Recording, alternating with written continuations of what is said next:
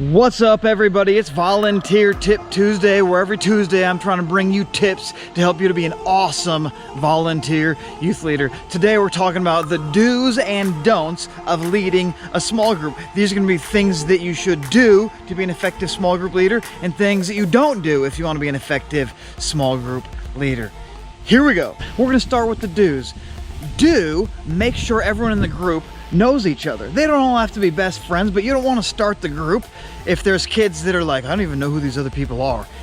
Make sure everyone in your group knows each other. Do work really hard to remember everyone in your group's name. This is hugely important. This is critical.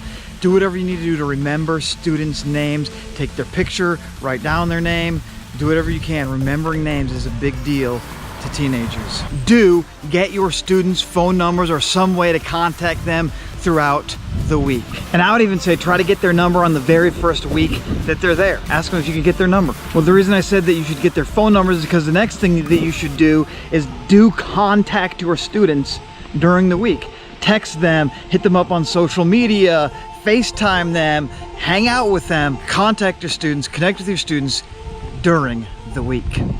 Another thing that you should do every week is ask every student in your group how their week was. You just want to connect with them relationally and see how they're doing. You don't need to just jump straight into the Bible and the scripture. Yes, you're going to get there, but start with, hey, how's life, guys? And make sure every student gets a chance to answer that question. The next thing you need to do is discipline the students in your group. Not like be a disciplinarian, but you need to be the leader of your group. The next thing you want to do is tailor the discussion to your specific group. Like whoever wrote the discussion questions or the curriculum that you have or whatever you're using, they didn't know your specific kids, or they weren't writing it for your specific kids in your small group. So what you need to do is customize the questions and adapt them because your goal is to have a discussion with your group that leads them towards actually applying the Bible to their everyday lives.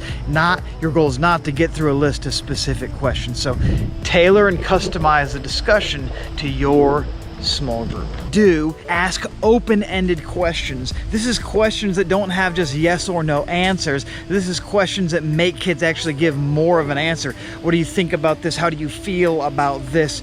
Questions that are open-ended that may not have a yes or no answer, but that facilitate discussion far better. Do encourage students to share their opinions, no matter how weird they are. Just encourage it and embrace it and be thankful for every single answer that a student gives, even if it's wrong.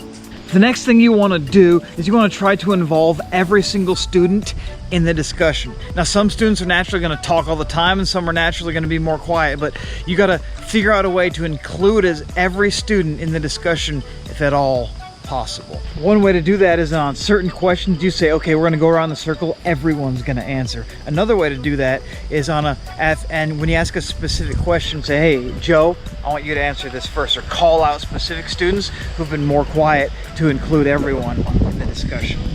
We got a lot of do's in this video. Don't feel like you got to do every do on this list every week, but these are all things that you can do to help make your group more effective. So the next thing that you want to do is build relationships with your students outside of your small group time. Do give students the freedom to say what's on their minds. If something's going on in their heart and their mind, give them the freedom to say it, to share it.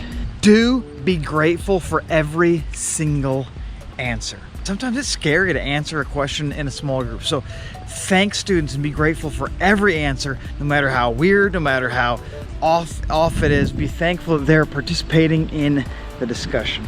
If you're in the type of small group that meets after a teaching, you want to refer back to the teaching and some of the content that the teacher said. Use that to help the discussion in your small group. Do notice anybody who's missing from your group so that you can follow up with them. Like anyone who's a regular attender who's not there, notice that they're gone. And then don't just notice. The second thing you want to do, follow up with them. Send them a text, give them a call, shoot them a Facebook message, shoot them a FaceTime message, some way, communicate with them somehow that you missed them, that you noticed that they were gone. The next thing that you want to do is follow up with any new students who were there. Any first-time guests, shoot them a text, shoot them a phone call, let them know, hey, it was awesome having you in our group. Thank them for coming. And invite them to come back next week. We got a long to-do list here. The next thing that you want to do is keep the staff informed of any problems, any big issues, any things that you don't know how to handle yourself. Keep the staff in the loop. They're there to help you. Make sure that you clean up the area that you're meeting in when you're done. Don't trash the place, don't trash the room, don't trash the house. Clean up after yourselves. Pray for the students in your group before your group ends. And the last thing that you want to do to be a great small group leader is pray for your students outside of small group time during the week. Pray for your students. Do all these things, or do a bunch of these things. It's going to make you an awesome small group leader. I know that you guys already are awesome small group leaders simply because you're watching this video to make yourself better. And so keep up the great work. What you're doing, it matters. It's making a difference for eternity. See you next Tuesday.